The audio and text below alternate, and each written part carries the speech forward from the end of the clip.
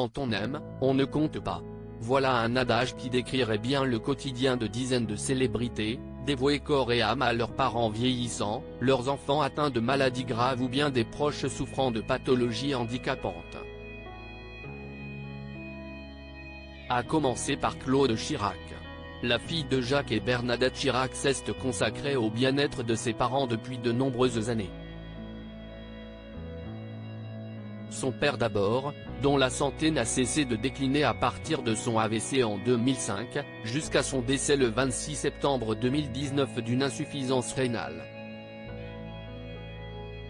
Être aidant, c'est presque un métier qui est, bien entendu de valeur, de conviction, d'engagement, mais c'est aussi un métier très technique, de très haute responsabilité, parce que la vie d'une personne fragile est entre vos mains quand même à certains moments, explique la fille du président sur France Inter en 2022. Depuis que sa mère s'est retirée de la vie publique, apparemment très handicapée et amaigrie, Claude Chirac ne la quitte plus. Je suis son aidante, comme j'ai été celle de mon père. Je suis là tous les jours. J'organise la rotation des soignants qui viennent. Je fais ce que font des centaines de milliers de Français, détaille l'épouse de Frédéric Salat-Barrou à la Tribune fin septembre dernier. Aurélien Pradier, député LR du Lot et ami de la famille a confié.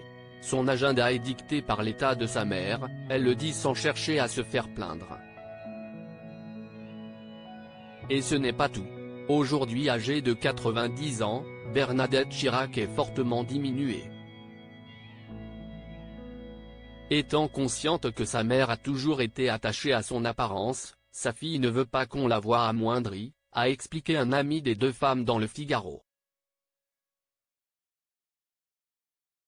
Supérieur à Claude Chirac, Elie Semoun, Jean-Marc Généreux. Ces personnalités devenues aidantes pour un proche malade Églantine Émeillé et Samuel Le Bihan, des parents dévoués à leurs enfants autistes. Certaines stars comme Églantine Émeillé ou Samuel Le Bihan ont vécu de terribles épreuves avec leurs enfants. L'animatrice a donné naissance en 2005 à un petit garçon atteint d'autisme sévère et d'épilepsie. J'ai découvert le handicap de Samy quand il devait avoir 7 ou 8 mois. Mais à cette époque, on ne m'a pas vraiment donné de mots justement. On m'a juste dit que sa maladie allait être longue et compliquée. J'ai pris conscience de son handicap tardivement et j'ai mis du temps avant de comprendre qu'il allait avoir besoin d'aide toute sa vie, expliquait sa mère auprès de Fabuleuses aidantes en avril 2022. J'ai mis longtemps à me considérer comme une aidante, ajoutait-elle.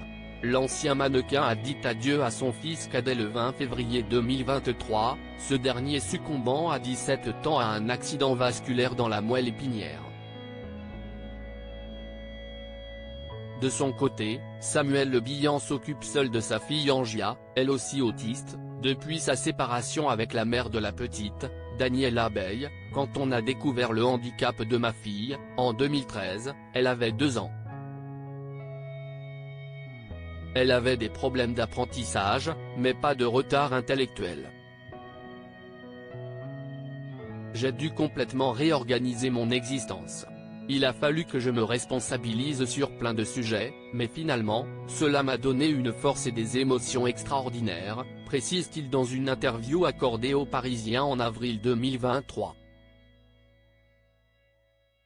Pour qu'Angia grandisse en toute sérénité, il déménage dans le sud de la France, à Nice, afin de lui offrir un cadre de vie sécurisant et apaisé.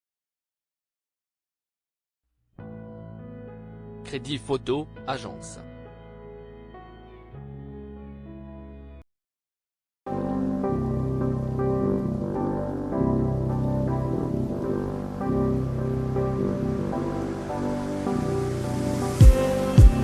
Just need some